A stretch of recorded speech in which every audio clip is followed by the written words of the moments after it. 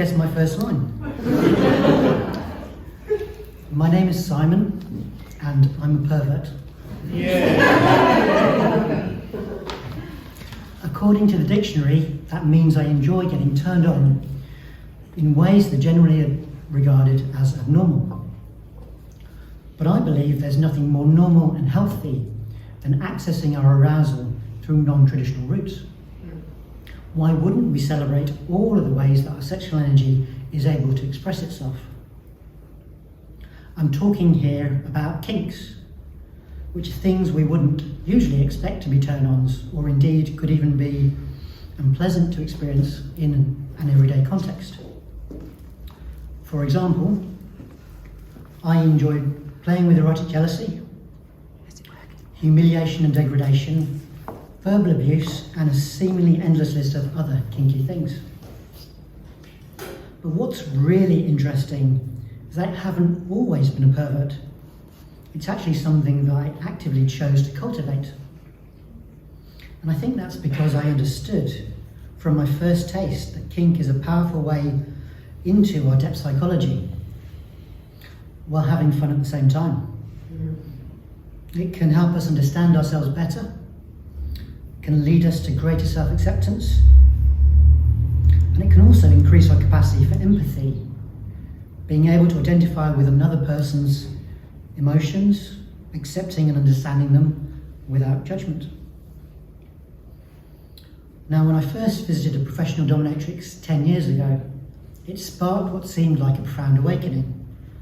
There was something here that I was drawn to explore deeply, except I found that I couldn't. Many of the mainstays of female domination weren't interesting to me, and the few that did turn me on in my head didn't in real-time play.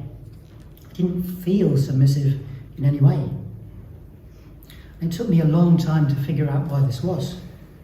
To do so, we really need to first understand turn-ons. The theories about arousal from Jack Morin and Michael Bader, for example, suggest that turn-ons are stories which help us resolve various forms of unconscious inner conflicts, thus liberating our erotic drive. For example, they may be helping us to overcome feelings of shame or guilt about being sexual, cultural conditioning and prohibitions, or the conflict between intimacy and objectification of the other. These stories usually operate beneath our level of conscious awareness. What I eventually came to realise is that the stories that I played out in my head were very different from the stories that were evoked when I did exactly the same thing for real. Because in our fantasy world, we're in complete control, even when we're imagining being controlled by someone else. We're completely safe, even though we're fantasizing about being hurt by someone dangerous. And in our fantasies, we don't need to worry about the boundaries or feelings of other people. It's our fantasy, so everything is exactly as our unconscious mind wants it to be. So the bottom line is that I was mistakenly focusing on the content of my fantasy without activating the underlying story of what it meant to my unconscious mind. And that is where all the good stuff really happens. What we want to experience is the arousing impact of the story, not necessarily what happens in it. And this understanding of turn-ons helps us to remedy a serious misconception that I personally was guilty of. I assumed that if something turned me on, then at least some part of me, if not all of me, wanted to experience it for real. However, I've now come to be able to feel completely at ease having even the darkest, most taboo fantasies, whilst knowing that that doesn't mean I actually want to experience them at all in reality. And that's been hugely liberating. So I've come to believe that all turn-ons are equally valid and healthy. Of course, it's true that some people find their turn-ons disturbing or troublesome, but I see this as a problem with how we relate to our eroticism rather than the turn-on itself. Even turn-ons that involve the most harmful acts are only harmful if the harm becomes real. Usually our difficulties arise either from our inability to fully accept ourselves having the turn-on, or from mistakenly believing that we want to directly act the fantasy out instead of playing with the story. Therefore, there's a great deal of healing that can be achieved by improving our relationship to our fantasies. My turn-ons generally involve shame, and so perhaps unsurprisingly, I also felt shame about having such shameful fantasies. I wasn't at all comfortable that I got turned on by the idea of being submissive, humiliated, or rejected. What on earth does this say about me? Was a fear lurking in the background. My biggest shame concerned a pornographic image I'd seen during my early adulthood. It depicted something I found utterly depraved and disgusting, and not remotely erotic. It was 15 years before I dared tell anyone about seeing that image. Another 5 years later, I shared it with my group during a sexuality training, which is one of my scariest and bravest memories. It was also my most transformative experience around shame, because I received the acceptance from others that I couldn't yet give myself. This was no longer my very dirty little secret.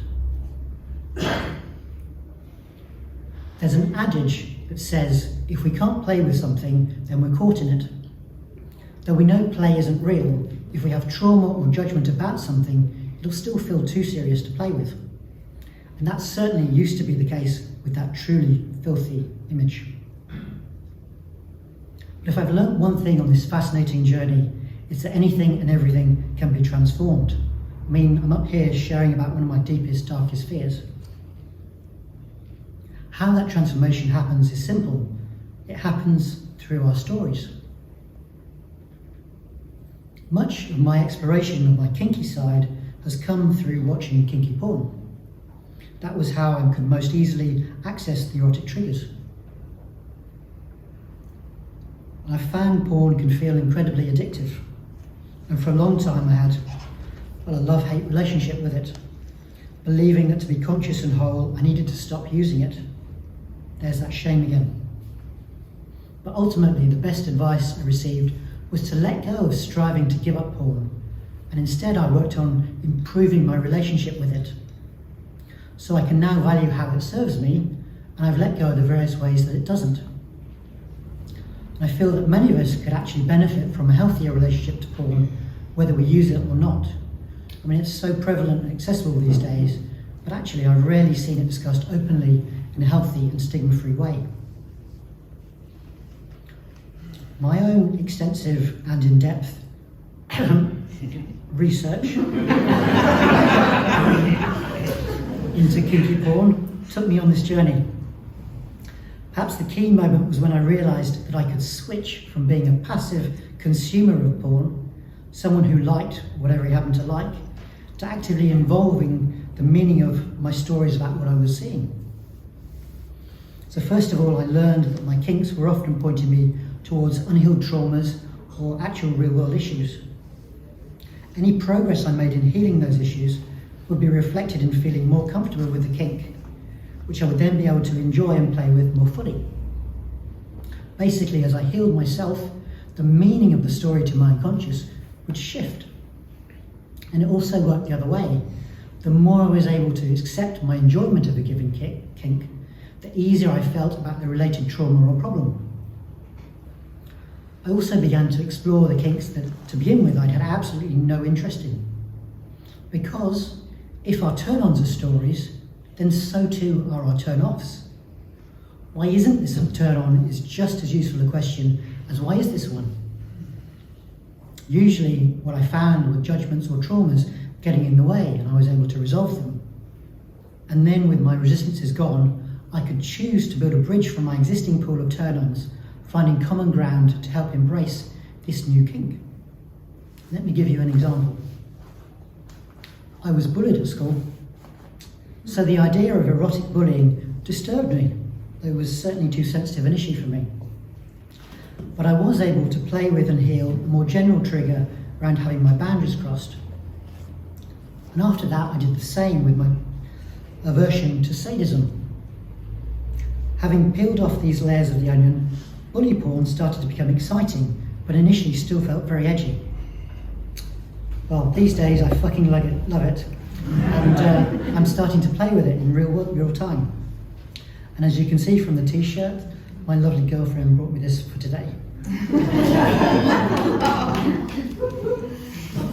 Since I can now take pleasure from being bullied, I can empathise with others who enjoy it too.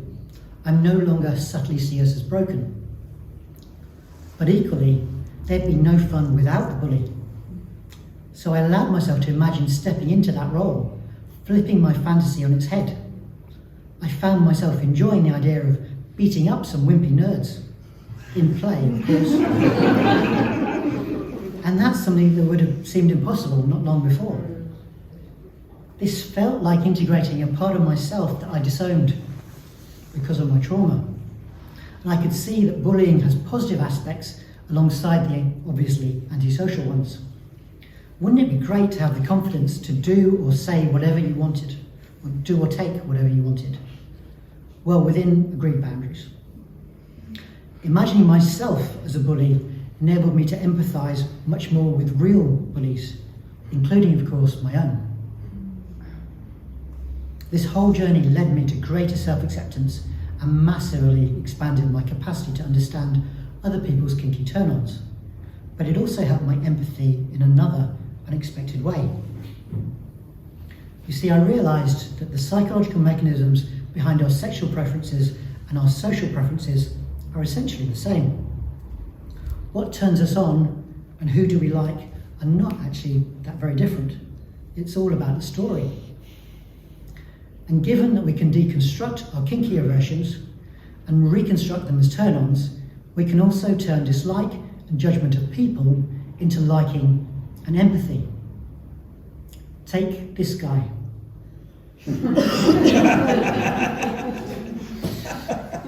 I have to admit, I have serious misgivings about his personality, his behaviour, and his politics. But I can nevertheless find the inner freedom to choose how I feel about him as a fellow human being. And feeling warmth and empathy for lovely old Boris makes me happier than feeling dislike. In my book, that's kinky empathy.